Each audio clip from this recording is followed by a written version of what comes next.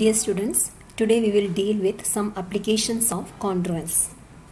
The theory of congruences can be used to develop simple tests for checking whether a given integer n is divisible by an integer m.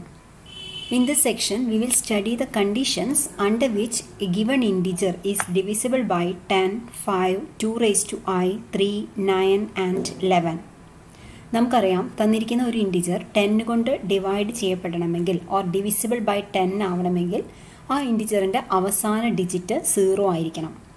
5 കൊണ്ട് divide ചെയ്യണമെങ്കിൽ ആ ഇൻറ്റിജറിൻ്റെ last digit 5ഓ 0യോ ആയിരിക്കണം.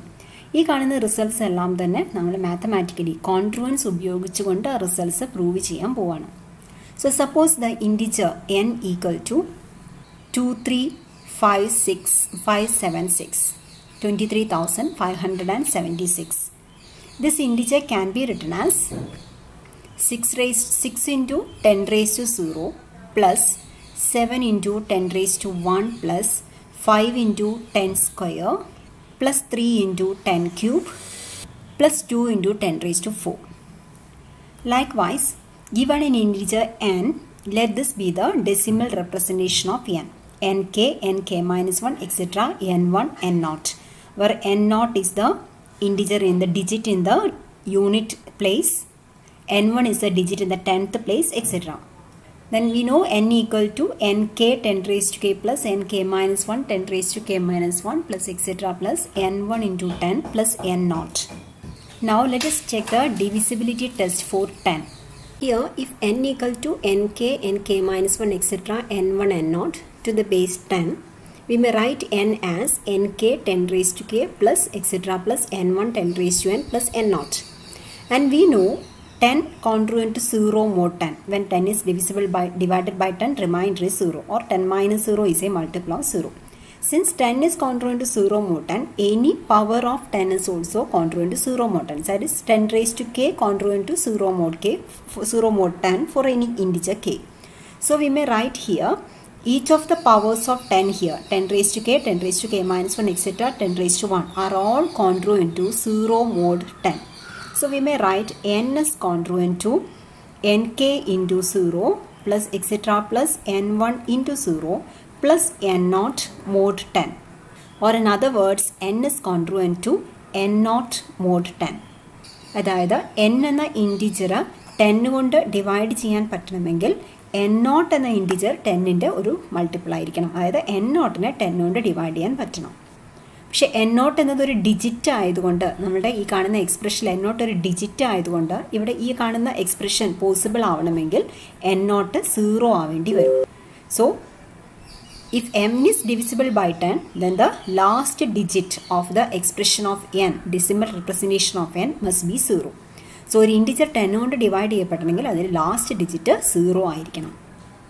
So we have the result, an integer is divisible by 10 if and only if its unit digit is 0. Now let us discuss divisibility test for 5. We know if any integer n is divided by 10, the remainder will be the last digit in the decimal representation of n. n ന്റെ decimal representation നമ്മൾ എഴുതിയത് nk, nk minus 1 etc. n1, n0 എന്നാണ്. അതിൻ്റെ unit ഡിജിറ്റിലുള്ള നമ്പറാണ്, ഡിജിറ്റാണ് n0. So n when divided by 10, the remainder is n0. Or in other words, n is congruent to n0 mod 10. അതുകൊണ്ട് n divisible by 10 ആണെങ്കിൽ n0 divisible by 10 ആയിരിക്കണം. പക്ഷേ ഒരു integer divisible by 10 ആവണമെങ്കിൽ അത് divisible by 2ഉം ആവണം, divisible by 5ഉം ആവണം. കാരണം 2 into 5 ആണ് 10. So when n is divisible by 5, n0 must be divisible by 5. So an integer n is divisible by 5 if and only if n0 is divisible by 5. But the only single digit numbers divisible by 5 are 0 and 5. 5 കൊണ്ട് divide ചെയ്യാൻ പറ്റുന്ന single digit number n0 ഒരു ഡിജിറ്റാണ്, last ഡിജിറ്റാണ് n-ൻ്റെ. So n0 ആവാൻ പറ്റുന്ന ആകെ possibility 0യോ 5ഓ മാത്രമാണ്.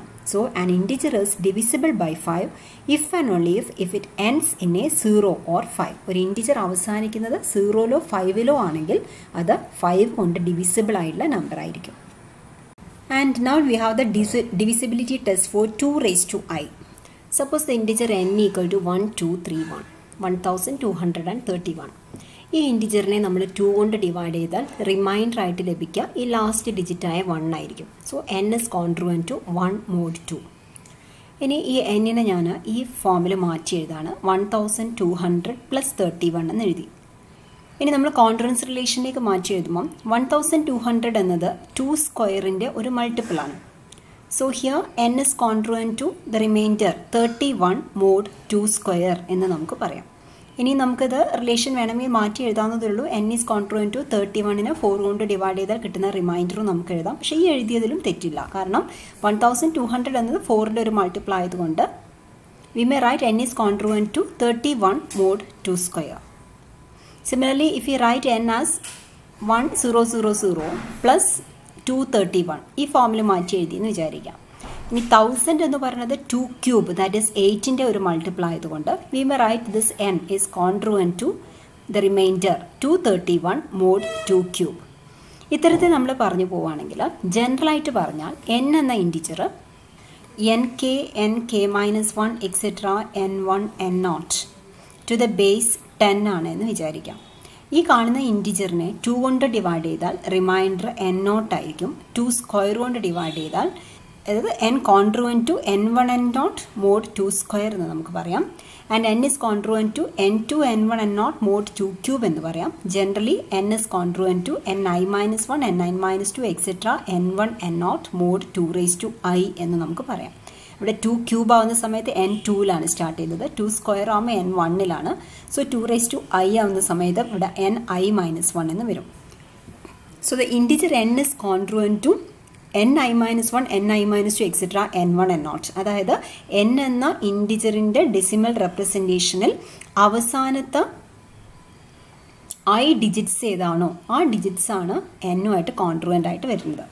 Thus here we have an integer a congruent to b mod n ആണ് എങ്കിൽ we have the result that n divides n if and only if n divides b. that is a എന്നത് n-ൻ്റെ ഒരു multiple ആണെങ്കിൽ b യും n-ൻ്റെ multiple ആയിരിക്കും. അതേപോലെ ഇവിടെ n congruent to ni-1 etcetera n1 n0 mod 2 raised to i ആയതുകൊണ്ട് n is divisible by 2 raised to i if and only if ni-1 ni-2 etcetera n1 n0 is divisible by 2 raised to i. So we have the result an integer n is divisible by 2 raised to i if and only if the number formed by the last I digits in n is divisible by 2 raised to i. ഉദാഹരണമായി നമ്മൾ ഇവിടെ ഒരു integer കാണിച്ചിട്ടുണ്ട്. This integer 243506076 വലിയൊരു ഇൻറ്റിജറാണ്. ഈ integer 2 കൊണ്ട് divide ചെയ്ത് നോക്കുന്നു. ഈ കാണുന്ന ഇൻറ്റിജറിനെ 2 കൊണ്ട് ഡിവൈഡ് ചെയ്യാൻ പറ്റുമോ എന്ന് അറിയണമെങ്കിൽ ഈ ലാസ്റ്റ് ഡിജിറ്റ്സ് 2ൻ്റെ മൾട്ടിപ്പിൾ ആണോ എന്ന് നോക്കിയാൽ മതി. 2 divides 6 ആണ്. therefore 2 divides n. ഇനി 2 സ്ക്വയർ 4 ആണ്. 4 ഈ ഇൻറ്റിജറിൻ്റെ ഡിവൈസറായിട്ട് വരുമോ എന്നറിയാൻ നമ്മൾ ചെക്ക് ചെയ്യേണ്ടത് ലാസ്റ്റ് 2 ഡിജിറ്റ്സ് എടുക്കുന്നു. 76 4ൻ്റെ മൾട്ടിപ്പിൾ ആണെങ്കിൽ n-ഉം 4ൻ്റെ മൾട്ടിപ്പിൾ ആയിരിക്കും. In other words if 4 divides 76 then 4 divides n. 4 divides 76 ആണ് നമുക്കറിയാം. കാരണം 76 എന്ന് 4ൻ്റെ ഒരു മൾട്ടിപ്പിൾ ആണ്. therefore 4 divides n also. ഇനി 2 raised to 3 ആണ് കൺസിഡർ ചെയ്യുന്നത്. 2 raised to 1 നമ്മൾ പറഞ്ഞു. 2 സ്ക്വയർ ഈക്വൽ ടു 4 നമ്മൾ പറഞ്ഞു. ഇനി 2 ക്യൂബ് എന്ന് പറഞ്ഞ് 8 ആണ്. ഈ നമ്പർ 8ൻ്റെ മൾട്ടിപ്പിൾ ആണോ എന്ന് അറിയണമെങ്കിൽ നമ്മൾ അവസാനത്തെ 3 ഡിജിറ്റ് ഇവിടെ 2 ക്യൂബ് ആയതുകൊണ്ട് അവസാനത്തെ 3 ഡിജിറ്റ്സ് എടുക്കുന്നു. അത് 76 ആണ്. പക്ഷേ 76 8ൻ്റെ മൾട്ടിപ്പിൾ അല്ല. 8 doesn't divide 076. therefore 8 doesn't divides n also. ഇതുപോലെ നമുക്ക് 2 raised to 4 ഈക്വൽ ടു 16ൻ്റെ മൾട്ടിപ്പിൾ ആണോ ഈ n എന്ന് അറിയണമെങ്കിൽ അവസാനത്തെ 4 ഡിജിറ്റ്സ് എടുക്കുന്നു. 6076 16ൻ്റെ മൾട്ടിപ്പിൾ ആണെങ്കിൽ n-ഉം 16ൻ്റെ മൾട്ടിപ്പിൾ ആയിരിക്കും. അങ്ങനെയാണ് ഒരു നമ്പർ 2 raised to i കൊണ്ട് ഡിവൈഡ് ചെയ്യാൻ പറ്റുമോ എന്ന് നമ്മൾ ചെക്ക് ചെയ്യുന്നത്. If a number is divisible by 2 raised to i then the number formed by the last i digits in n is divisible by 2 raised to i. Now let's have some problems whether the given integers are divisible by 2, by 4 or by 8. To find whether the given integer is divisible by 2, we have to check whether 2 divides the last digit, that is 4. Since 2 divides 4, this implies 2 divides n if n equal to this number. And we consider 2 square, that is 4. Since 4 divides 64, Take the last two digits of the number, which is 64. Here 4 divides 64, which implies 4 divides n. Now you have to check whether it is divisible by 2 cube, that is 8. Now we consider last 3 digits, 364. But 8 doesn't divide 364. This implies 8 doesn't divide n. Likewise, here we have the number n equal to 30587648. Here 2 divides 8 implies 2 divides n. 4 divides 48 implies 4 divides n.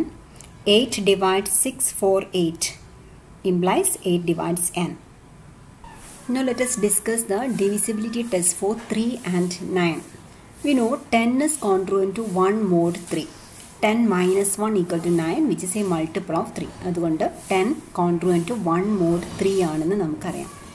Now we have a result that if A is congruent to B mod n, then A raised to K is congruent to B raised to K mod n.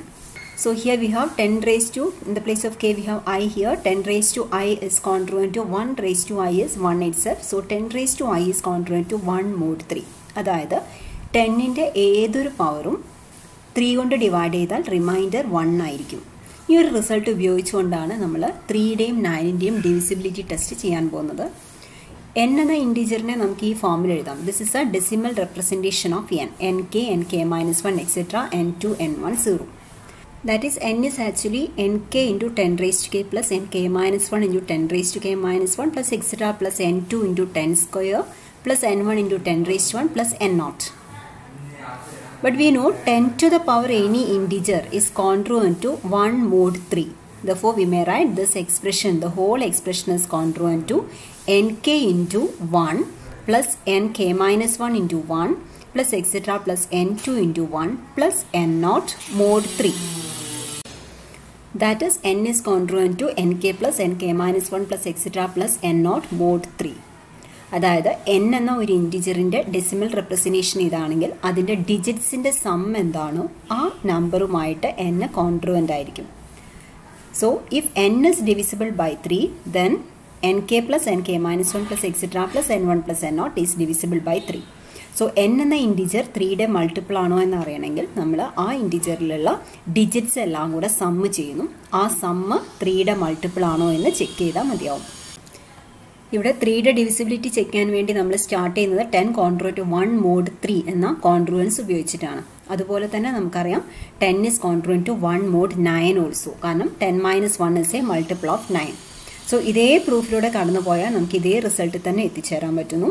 If n is divisible by 9, then nk plus nk minus 1 plus etc. plus n1 plus n naught is divisible by 9. So ഒരു integer n എന്ന ഒരു integer 3 കൊണ്ട് divide ചെയ്യുന്നുണ്ടെങ്കിൽ അതിലുള്ള digit sum 3 കൊണ്ട് divide ചെയ്യാൻ പറ്റണം. ഒരു ഇൻറ്റിജർ 9ന്റെ മൾട്ടിപ്പിൾ ആണെങ്കിൽ അതിൻ്റെ ഡിജിറ്റ്സിൻ്റെ സമ്മ് 9ന്റെ മൾട്ടിപ്പിൾ ആയിരിക്കണം. So here we have an example, n equal to this integer, and the sum of the digits is 2 plus 4 plus 3 plus etc. plus 6 gives 33.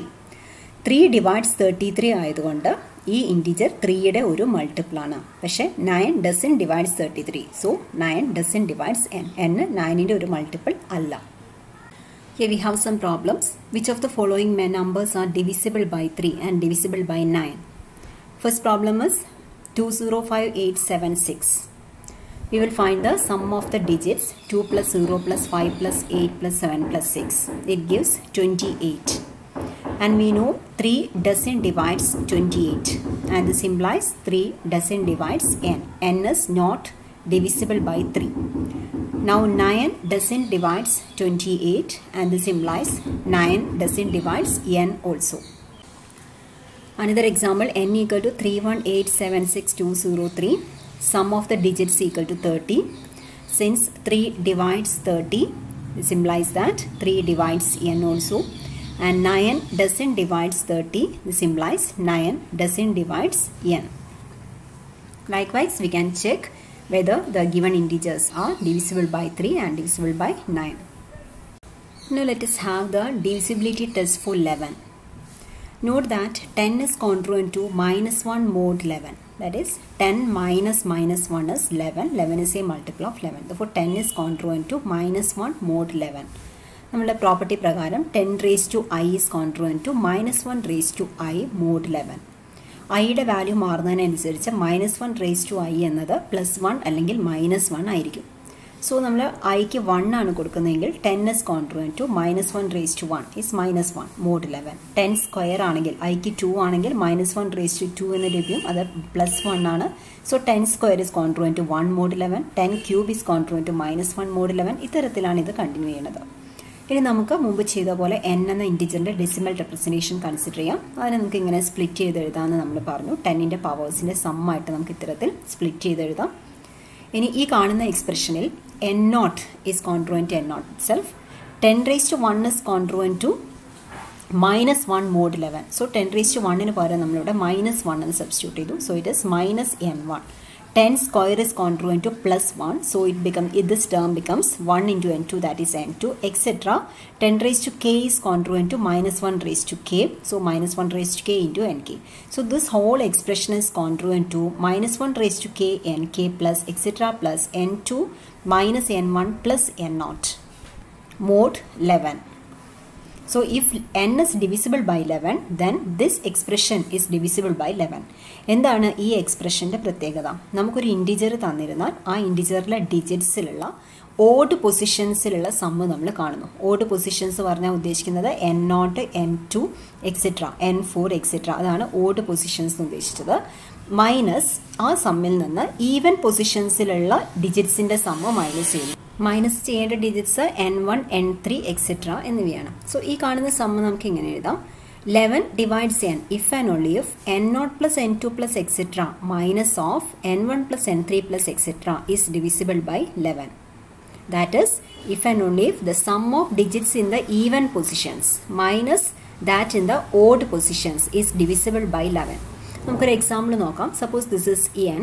ഇതിലുള്ള odd digits, odd പൊസിഷൻസിലുള്ള ഡിജിറ്റ്സിൻ്റെ sum നമ്മൾ കാണാൻ പോവാണ്. That is 6 plus 0 plus 0 plus 3 plus 2. ആ സമ്മാണ് ഇവിടെ എഴുതിയത്. Minus even പൊസിഷൻസിലുള്ള ഡിജിറ്റ്സിൻ്റെ some എന്ന് പറയുന്നത് 7, 6, 5, 4. ആ ഡിജിറ്റ്സാണ് ഇവിടെ എഴുതിയത്. ഇനി നിങ്ങൾ ഓർഡർ മാറി എടുത്താലും കുഴപ്പമില്ല, ഇവിടെ നിന്ന് ഇങ്ങോട്ട് നമ്മൾ കൺസിഡർ ചെയ്താലും കുഴപ്പമില്ല. കാരണം സമ്മിൻ്റെ ഡിഫറൻസ് ആണ് കാണുന്നത്. ഡിഫറൻസ് കാണുന്ന സമയത്ത് പോസിറ്റീവ് വാല്യൂ നെഗറ്റീവ് വാല്യൂ നമുക്ക് കുഴപ്പമില്ല. അത് 11ൻ്റെ മൾട്ടിപ്പിൾ ആണോ എന്ന് മാത്രമേ നമ്മൾ ചെക്ക് ചെയ്യേണ്ടതുള്ളൂ. സോ ഇവിടെ സമ്മിൻ്റെ ഡിഫറൻസ് കണ്ടപ്പോൾ നമുക്ക് -11 എന്ന് ലഭിച്ചു. It is A multiple of 11. Therefore 11 divides this integer. This integer is a multiple of 11. Let us have some exercise problems. Determine whether each number is divisible by 11. 19th problem. 43,979. So here we will take the digits in the odd places. 9 plus 9 plus 4. That is here. Minus digits in the even position 7 plus 3. Here. That is 22 minus 10. That's equal to 12. 12 is not a multiple of 11. Therefore 11 doesn't divide this integer. 20th problem. 548152. You will take the sum of digits in the odd and even places. 2 plus 1 plus 4 minus 5 plus 8 plus 5. It gives 7 minus 18 equal to minus 11. It's a multiple of 11. Therefore 11 divides this integer. Likewise, you can check whether these two integers are divisible by 11 or not. Another problem. Determine whether each number is divisible by 6. ഒരു നമ്പറിനെ 6 കൊണ്ട് divide ചെയ്യണമെങ്കിൽ അതിനെ 2 കൊണ്ടും divide ചെയ്യാൻ പറ്റണം, 3 കൊണ്ടും divide ചെയ്യാൻ കഴിയണം. So we check whether the given integer is divisible by both 2 and 3. So first problem is 87,654. Since 2 divides the last digit 4, this implies that 2 divides 87654. And to check whether this integer is divisible by 3, we have to take the sum of the digits.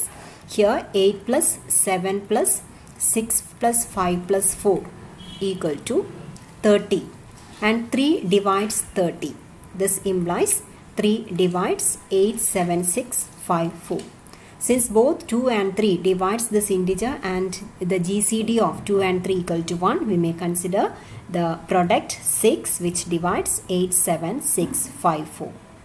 Next problem 327723. Okay, this is the integer n here. Here we take the last digits which is 3. We know 2 doesn't divides 3. So here itself we may conclude that 2 doesn't divides n and this implies 6 doesn't divides n. 6 n in a divide n, both 2 and 3 must divide n. So here 2 doesn't divides n, so 6 doesn't divides n. So likewise you can check whether these two integers are divisible by 6 or not.